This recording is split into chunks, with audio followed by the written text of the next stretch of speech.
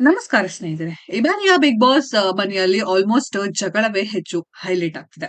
ಹೀಗಾಗಿ volume content ಅಲ್ಲ ಅಂತ ಹೇಳುವ ಮೂಲಕ ಸ್ಪರ್ಧಿಗಳಿಗೆ ಕಿಚ್ಚ ಸುದೀಪ್ ಬಿಸಿ ಮುಟ್ಟಿಸಿದ್ದಾರೆ. ಆಚೆ ಹೋಗ್ಬೇಕು ಅಂತ ಹೇಳಿದವ್ರಿಗೆ ಕಿಚ್ಚ ಸುದೀಪ್ ಖಡಕ್ ವಾರ್ನಿಂಗ್ ನೀಡಿದ್ದಾರೆ. ಬಿಗ್ ಬಾಸ್ ಕನ್ನಡ 12 ಕಾರ್ಯಕ್ರಮ ಶುರುವಾಗಿ ಇನ್ನು 10 ದಿನಗಳು ಸಹ ಉರುಳಿಲ್ಲ. ಅಷ್ಟು ಬೇಗ ನನಗಿದು ಸರಿ ಬರ್ತಿಲ್ಲ, ಬಿಟ್ಟರೆ ನಾನು ಹೋಗ್ತೇನೆ ಎಂಬ ಮಾತು ಮಾಳು ನಿಪುಣಾಳ ಬಾಯಿಂದ ಬಂದಿತ್ತು. ಇನ್ನು ಸ್ಪಂದನ, ಸೋಮಣ್ಣ, ಅಶ್ವಿನಿ, ಅಭಿಷೇಕ್, ಶ್ರೀಕಾಂತ್ ಬಿಗ್ ಬಾಸ್ ಮನೆಯಲ್ಲಿ ಫೋಕಸ್ ಆಗ್ತಿಲ್ಲ. ಮೊದಲ ಫೈನಲಿಸ್ಟ್ ಕಾಕ್ರೋಚ್ ಸುದ್ದಿಗೆ ಅಸುರಾಧಿಪತಿ ಪಟ್ಟ ಸಿಕ್ಕಿತ್ತು.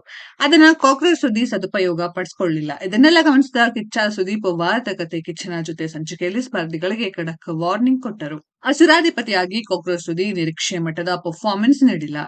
ಈ ಬಗ್ಗೆ ಕಿಚ್ಚ ಸುದೀಪ್ ಅಸಮಾಧಾನ ವ್ಯಕ್ತಪಡಿಸಿದಾಗ, ಇವರುಗಳ ಹತ್ತಿರ ಆಗಲ್ಲ.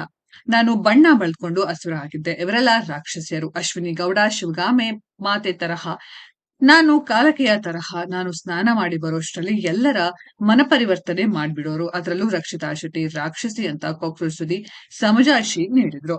ಬಾಗಿಲು ಓಪನ್ ಮಾಡೋಕೆ ಎಷ್ಟೊತ್ತು ಬೇಕು ಅಂತ ಹೇಳಿ ಮುಖ್ಯ ದ್ವಾರವನ್ನ ಕಿಚ್ಚ ಸುದೀಪ್ ಓಪನ್ ಮಾಡಿಸಿದ್ರು. ಆನಂತರ ಎಲ್ಲರಿಗೂ ಓಪನ್ ಆಫರ್ ಕೊಡ್ತಿದ್ದೇನೆ.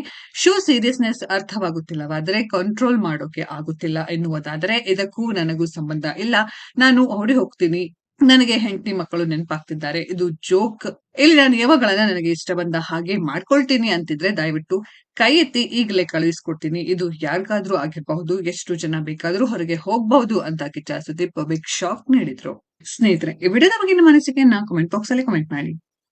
ಈ ವಿಡಿಯೋ ಇಷ್ಟ ಆಗಿದ್ರೆ ಲೈಕ್ ಮಾಡಿ, ಶೇರ್ ಮಾಡಿ, ಚಾನೆಲ್ ನ ಸಬ್ಸ್ಕ್ರೈಬ್ ಮಾಡಿ, ಪಕ್ಕದಲ್ಲಿ ಇರೋ ಬೆಲ್ ಐಕಾನ್ ನ ಹಿಟ್ ಮಾಡಿ. ಮುಂದಿನ ವಿಡಿಯೋದಲ್ಲಿ ಭೇಟಿಯಾಗೋಣ. ಧನ್ಯವಾದಗಳು.